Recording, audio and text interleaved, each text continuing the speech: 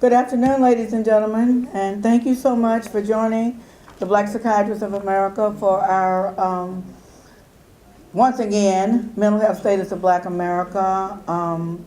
This year we are honored to have two chairpersons, our regular, my congressman, Elijah Cummings, and the wonderful and illustrious Honorable Congressman Barbara Lee. Both of them at the moment are about to be on the floor for a vote that will take place at 12:45.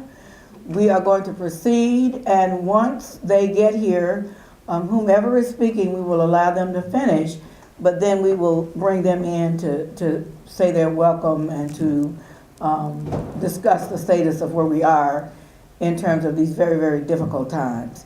We're honored that you're here, and we're delighted that you think too that this is an important occasion for us and for the African American community here within the United States and abroad, as we begin to look and tackle some of the major issues that confront us and confront the health of America in general. Although we're specifically designed to deal with focusing on African American populations, we represent the voice of the underserved and the underprivileged as it relates to mental health care in the United States and abroad. So once again, I'd like to take this opportunity to welcome you to this occasion as we begin to honor and celebrate the legacy of B.B. Moore Campbell and the establishment of the National Maharic Mental Health Awareness Month through NAMI. And I think we have some representatives here, the president of local DC chapter, and we're delighted and honored that you are, I don't know if you're president or you're the executive director.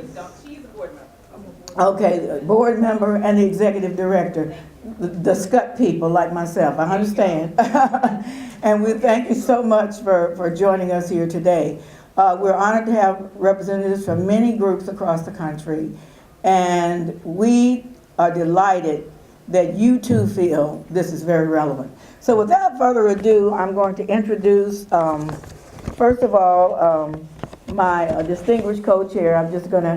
She'll be talking all day, Dr. Alpha Stewart, who is a former president of the Black Psychiatrists of America, as well as the co-chair of the Council of Elders, and the chair of our 50th anniversary committee. BPA will be 50 years old in 2019, and so we're becoming middle-aged now. So it's about time for us to try to act like adults, right? We're going to have a party. We're going to have a party, okay.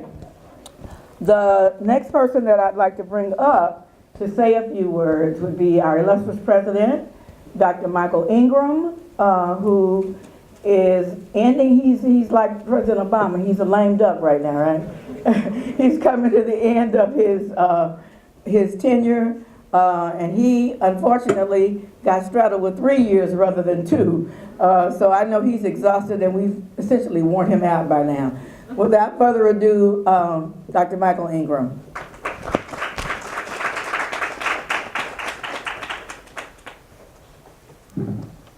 I'd like to share my congratulations to all the panels who come to participate, and also our honorary chairs, and give everyone a hearty welcome. I know everyone is busy, and just to have the attendance today is just beautiful. We have a wonderful conference, and I want to give Dr. Newton all her glory for organizing this, and again, all the participants. I have to be brief because I was heard if you run late, something unpleasant may happen to you. Now, I don't want us to get anyone in trouble. I just want to hit a couple of points here. African Americans have about a 20% issue with mental health problems. If you're in poverty, you're 3 times the likelihood of having psychological problems with you. You're much more likely to be a victim of violent trauma, particularly in today, which places you at significant risk for PTSD symptoms. But despite this, we see more inpatient treatment, little outpatient treatment. We have a lot of work to do at this point in. And although we've come very far, We have not arrived, and this is just a wonderful time to get together, celebrate what we've done, but also look forward to the work that we have to do. Thank you again.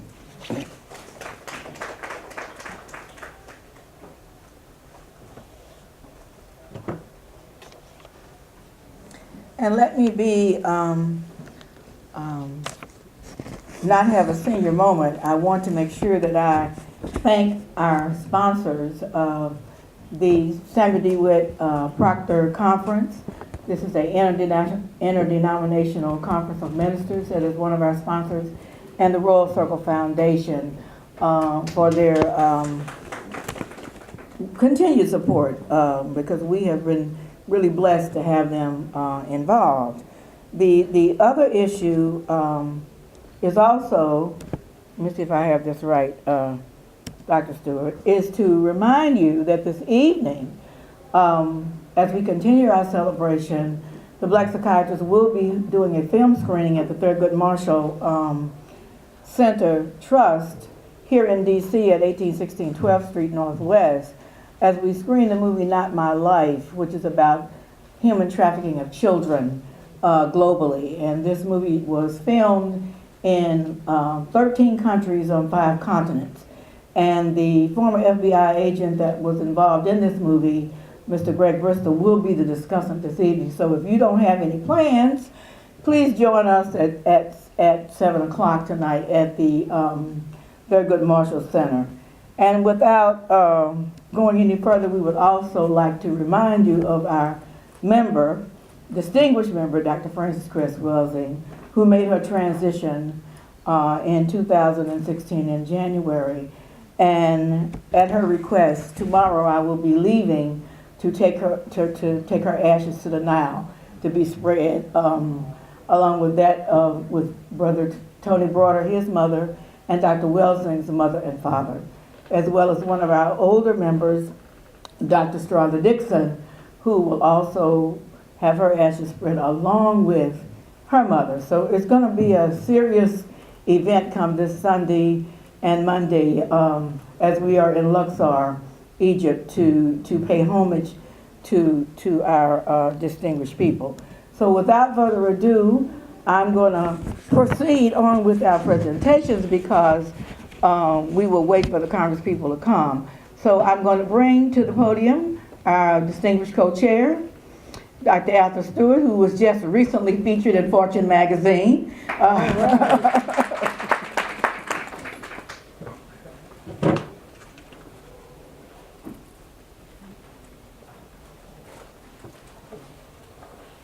Thank you, Dr. Newton. All of our panelists are here, and I just want to do one bit of business. Dr. Lawson, do you have a jump drive, or are you going to use your own so we can switch out? We'll load yours on the jump drive. That way we won't lose too much time. Let me just add my welcome to the President's welcome and to Dr. Newton's welcome as the chair of this forum. For those who've been with us before, you know these are exciting activities, and I guess this year, even more than exciting, timely.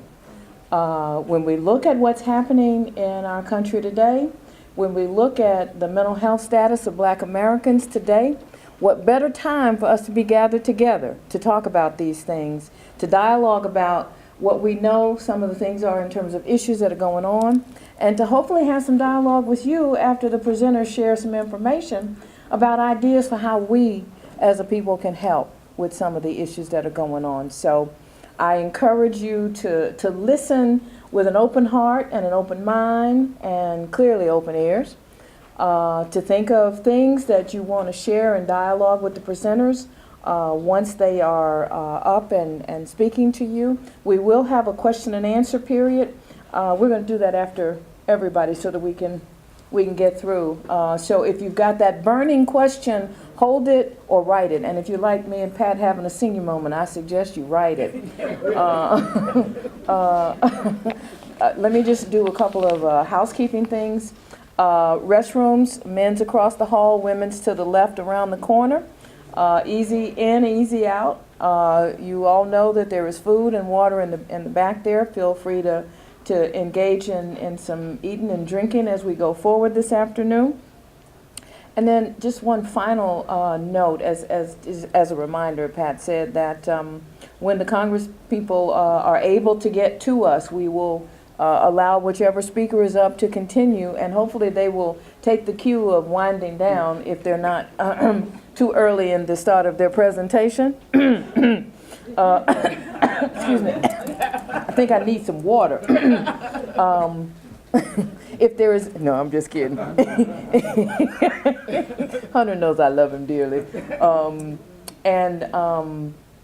If there's anything else, we will keep you posted if there are going to have to be any more changes. So, without further ado, I want to call up to the podium a dear colleague, a friend, a learned individual, as evidenced by the number of letters that he has behind his name, who is a former federal employee, happy to be out of federal government, I suspect, from the smile on his face right about now, but a man with much knowledge and experience. I won't read his bio because it is well detailed in your program, but I do want you to know that we have brought today one of the leading experts in one of the critical areas of importance regarding the health and well-being of Black people in America, Dr. H. Wesley Clark, who will speak to us now. Dr. Clark.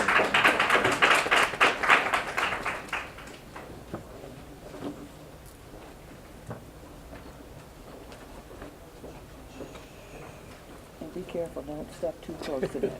Maybe we need to cover it up again, just to be on the safe side. Yeah, because Oh, that's all right. you're not going to step in it. They've got a thing down here. We don't want to step in it. Oh. It's a metaphor for other events. Thank you. I want to thank Black Psychiatrists of America for inviting me to speak to you.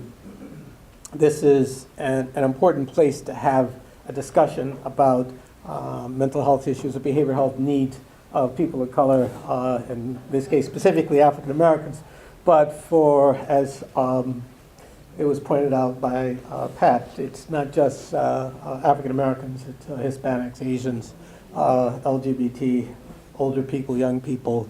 The behavioral health needs of Americans often get overshadowed by other policy agendas. So we're in the appropriate place for the discourse. We're in the House of Representatives. And I've been asked to talk about some of the legislative bureaucratic issues. And I don't have slides as I normally do because basically I wanted to address the legislative process. Some of you are very familiar with the legislative process. The House and the Senate, they propose bills and pass bills, and the President signs the bills. The House and the Senate, they propose money. The President proposes money, and the House and the Senate decide how to spend the money. And the bottom line is that the priorities are developed by what I refer to as the 535. How many of you know what why the number is 535? Anybody know the significance of 535? The number of congresspersons. Do you know how many congressmen we have? 435 congress people. And 100 senators. And so the 535 run the show on this side of the hill. The key issue is because there are 435 members of Congress and 100 senators, often things don't get done. So we need to understand that there are a lot of issues that are debated ad nauseum, that go on and on and on, but things don't get done. But there are a lot of experiences that they have, and in part, those experiences are influenced by you. If you don't know who your member of Congress is, if you don't know who your senator is, then you don't influence the 535. And we recognize that people respond to big money. So what the average person has at his or her disposal is the ability to represent the community and mobilize in the community. We had a member of Congress 2 years ago, Eric Cantor, who was guaranteed to be reelected, understood that he was going to be elected, bringing in big money for the Republican Party. On the day of his election, he was in Washington, D.C., negotiating even more big money, because he was the golden boy, as it were.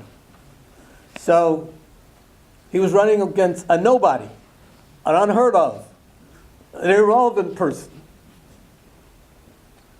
So on the day of his election, he finally made his way back to Virginia and registered his vote and retired for his victory celebration, which unfortunately for him did not come. He ignored his constituency. He focused on the big money, the big vision. To me, it captured the importance of you in terms of what your issues are, how you value those issues. And the question is, can you make a difference? Now, here's a guy who was bringing in big money, millions of dollars to the Republican Party. And on the day of his crowning glory, someone stole the crown. And that's an important thing to start off this discourse, because this meeting is occurring here in the House of Representatives. And the thing for us to keep in mind is that we can make a difference if we want to make a difference. I often complain about people not doing anything, and people often push back and say, well, Dr. Clark, I'm busy, I got my kids, I got my job, I got my vacation, I got my this, that, and the other. And we can't talk about our situations if we're not willing to change. Now, there are a few young people in our midst, and we can see from the Black Lives Matter movement, which is often spontaneous, that there are young people who are saying, gee, we need to change things. Our country has mechanisms of change. Protest is one of those mechanisms, but the institutionalization of the protest occurs from people able to transmute protests into specific strategies, specific laws, specific regulations, because those are the things that ultimately benefit people. And today's Politico, I think this is roll call of Politico, there's a discussion, roll call. Senator Scott, black senator. And he talks about, he's the only black Republican in the Senate. And he talked about coming to Capitol Hill building over the past 5 years, and police officers don't believe that he's a senator. They have a little pin that only they have, but I suppose anybody can make the pin. They're supposed to have in this area around here, if you're white, they have supposed to have a list of who you are. I spent 3 years working for Senator Kennedy, and obviously nobody ever asked Senator Kennedy for his ID. I mean, on the Senate side, there are a bunch of princes and princesses. On the House side, there are dukes and duchesses. Because the House, you're elected every 2 years, so they get elected on Tuesday, and they can rest Wednesday, and on Thursday, they're campaigning again. The Senate, of course, every 6 years, so key issue is Senator Scott is talking about the same thing that many of the people in the community are talking about. And that is, your presence is often challenged simply because of your race. So that story is getting out. That doesn't happen to the average person who's white. If you look a certain way, the waters part and you just walk. The reason I mention the prince and princesses and the dukes and the duchesses is because they all dress alike. The prince and princesses, they all have these, blue suits, red tie, white, blue shirt, etc. They all look alike. I think they go to the same barber, and they all have the same hairdresser. And, they all look alike. So you know from right away, oh, this person is probably A. And if you look that way and you got the pin, common sense says you're a member, because it's a members only club. Senator Scott, despite the fact that he's a U.S. senator, suffers the same experiences as young men and women in the community when they're negotiating with the police, their presence, when they're negotiating with shopkeepers, their presence.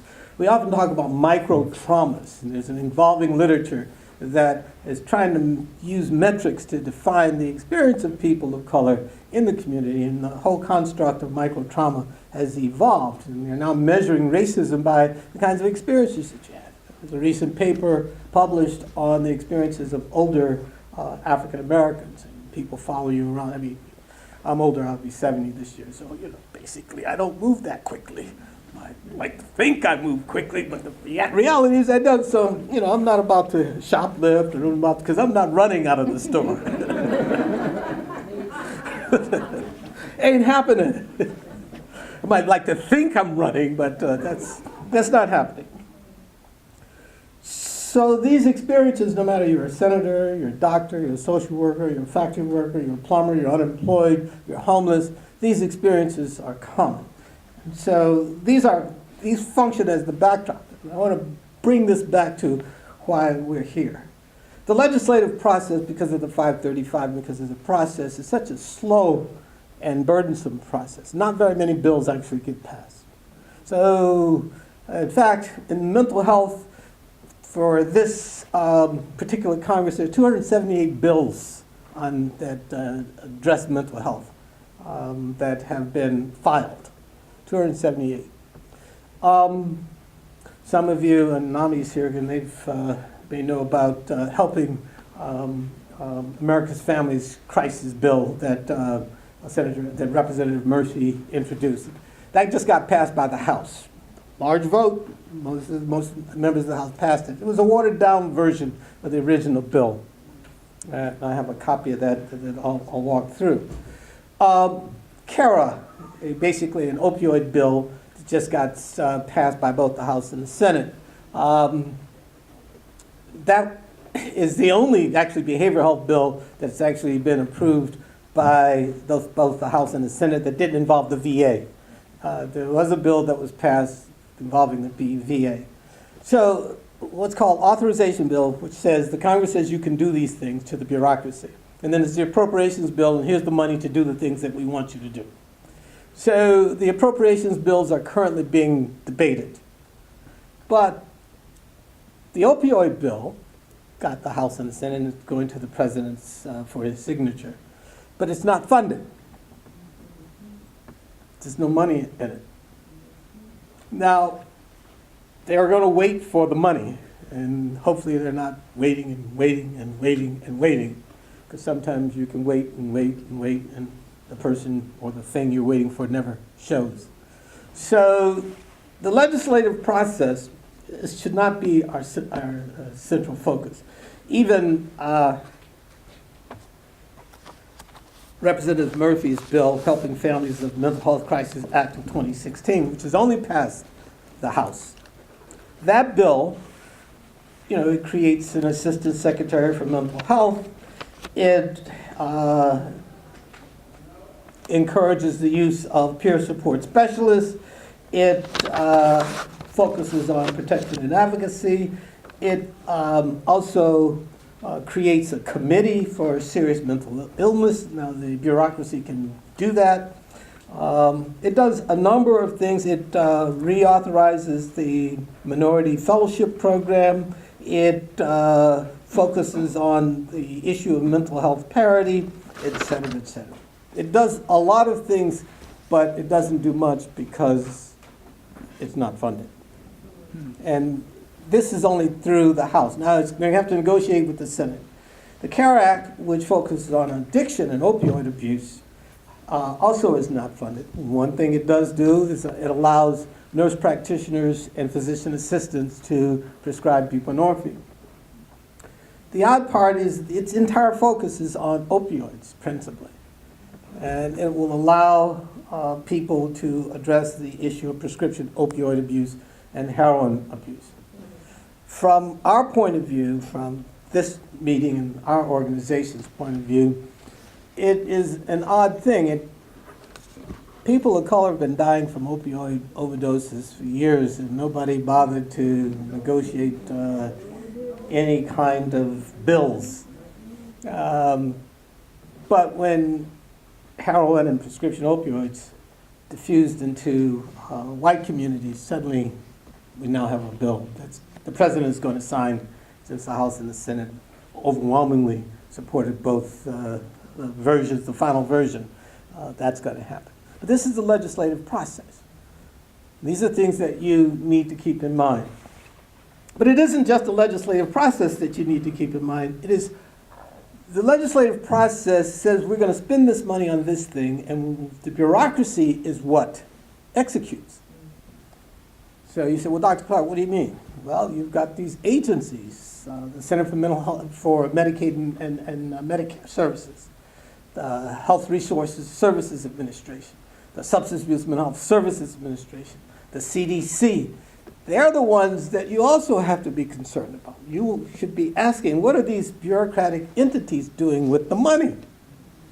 So they get the money, the 435, the 535, they give them the money, the president signs the bill, and then they turn the check over to somebody else. Third party, as it were. We can view the bureaucracy as a third party administrator of funds. Very few people ask what these people do with the money. And so part of this discussion, if you want to know what's going on for people of color, and for this meeting specifically African Americans, you should be asking the bureaucracy, what are they doing? Now there's some special programs. HRSA has a minority fellowship program, they have behavioral health training monies, but does anyone actually know how many people of color actually train with these programs? Anybody bother to ask? Anybody here know? So the key issue in the Helping Families with Mental Health Crises Act of 2016, there is a reauthorization of the Minority Fellowship Program. How many minority fellows are actually trained? Where do these people go? What services, what community do they provide? And how much money is less than $13 million in that whole program? One of the things we were very much aware of is that there is a shortage of clinicians working in communities. We were exchanging emails, Pat and I and several others. The question was, well, what is the role of behavioral health practitioners in the current crisis? What's our role? We've got a bunch of young people who are saying, enough, we don't want to put this, we don't want to tolerate this anymore. And we obviously got, at the margin, some people who are so fragile, so vulnerable, that in fact they engage in, shall we say, behaviors that cannot be tolerated. Who provides them with help before they engage in those behaviors? What are the impacts of racism, of discrimination, of micro-traumas on fragile people? And where do fragile people turn, vulnerable people turn for assistance?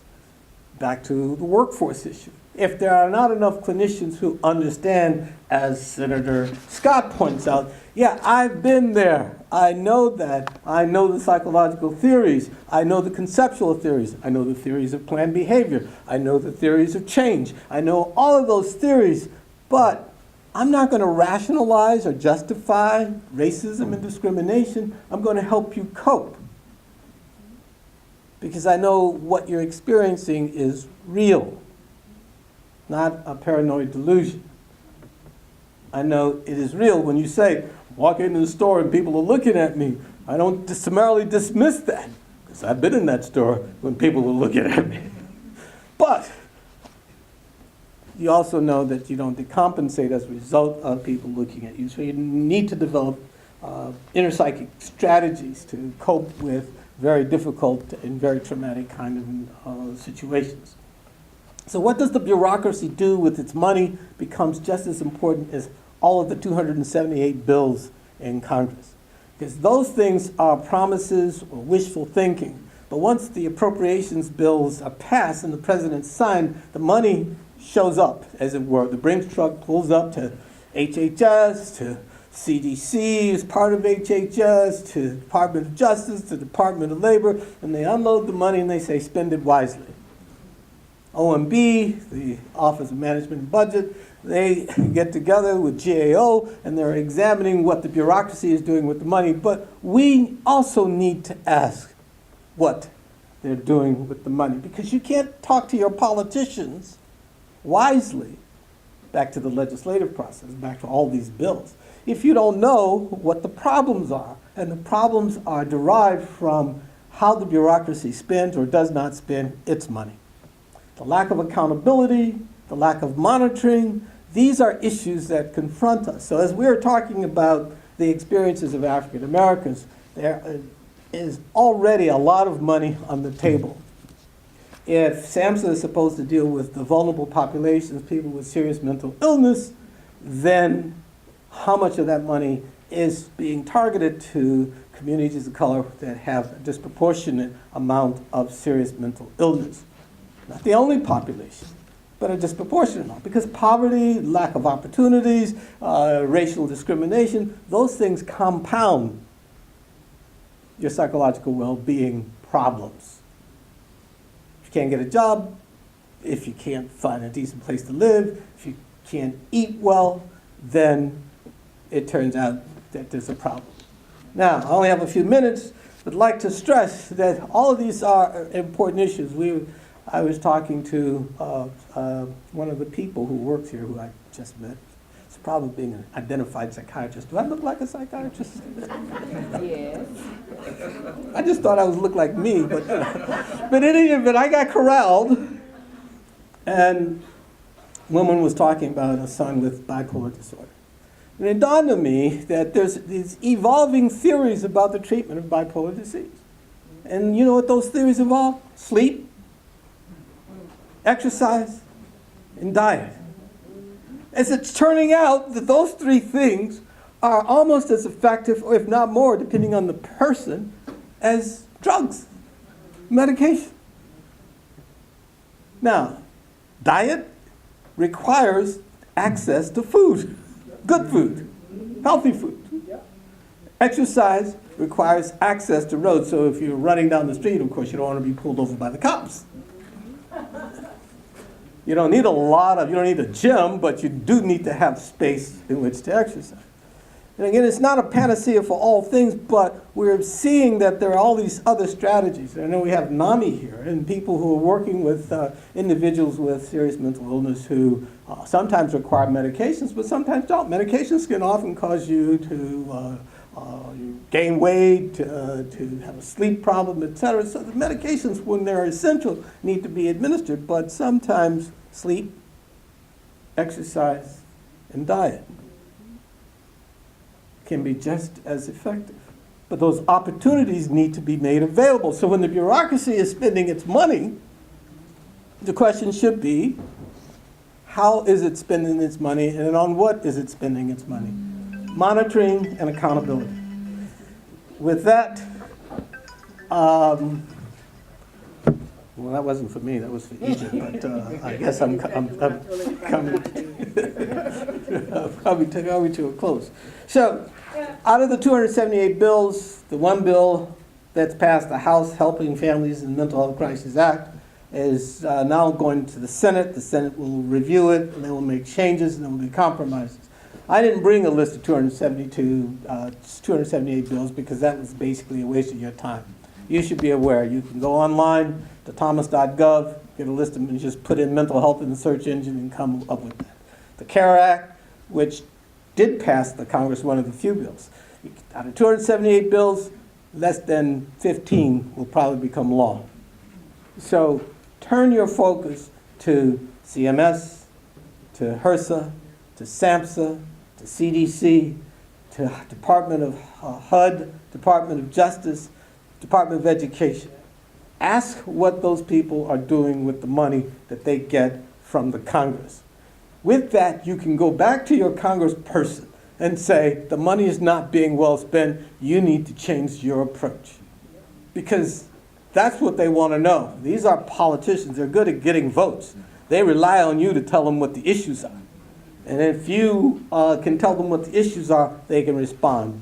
Otherwise, they'll act like Eric Cantor, focus on the big picture and kind of forget the little people who put them there in the first place. Thank you.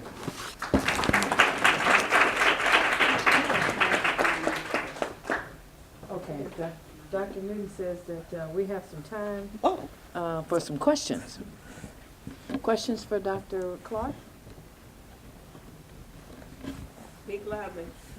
Dr. Clark, thank you for a wonderful presentation.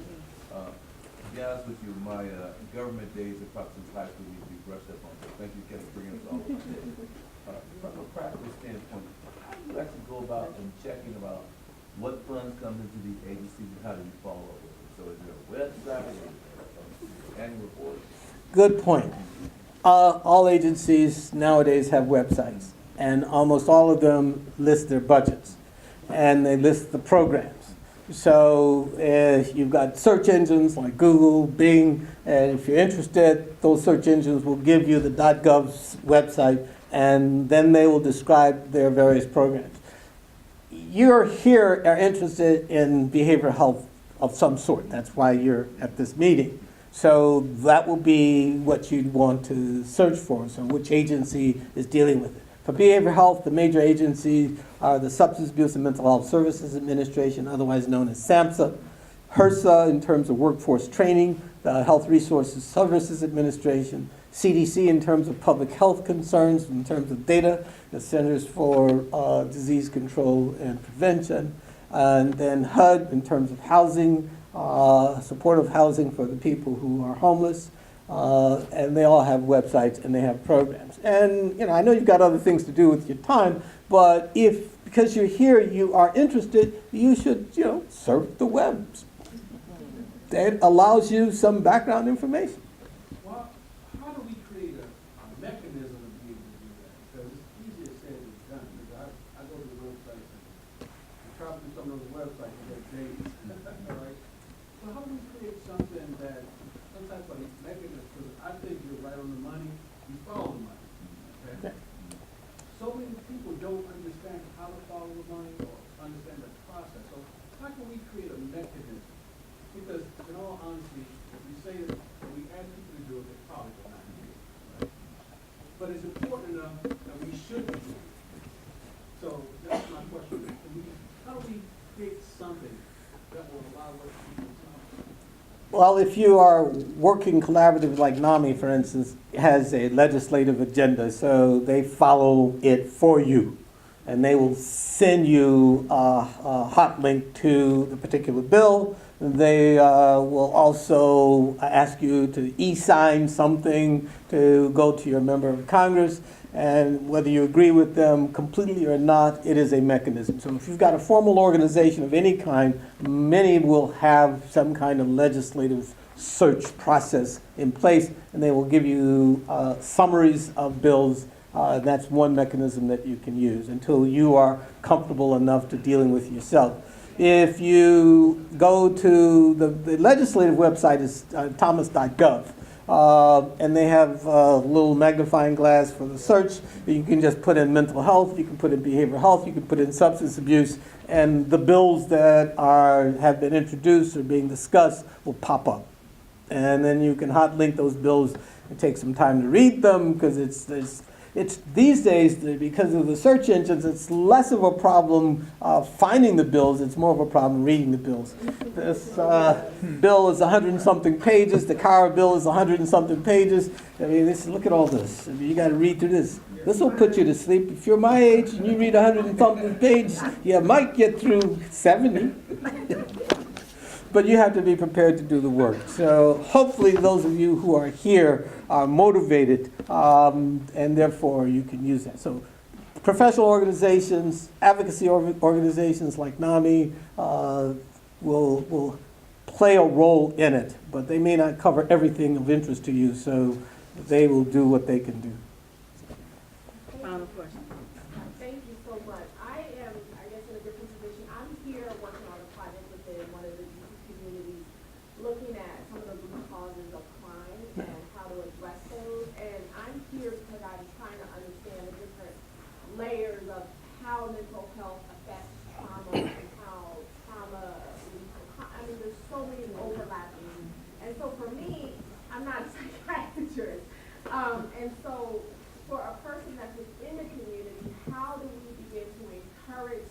dialogue across disciplines. Like, I can go to one of these websites and look for all the mental health bills, but that's not gonna help me make the connection between the lack of access to nutrition and the lack of access to sleep because mom's working 2 or 3 jobs and is single. I mean, so how do we begin to look at these complex challenges within our communities and equip people like me that's with a community-based organization with the ability to be able to mobilize people to start coming to solutions because it can be daunting.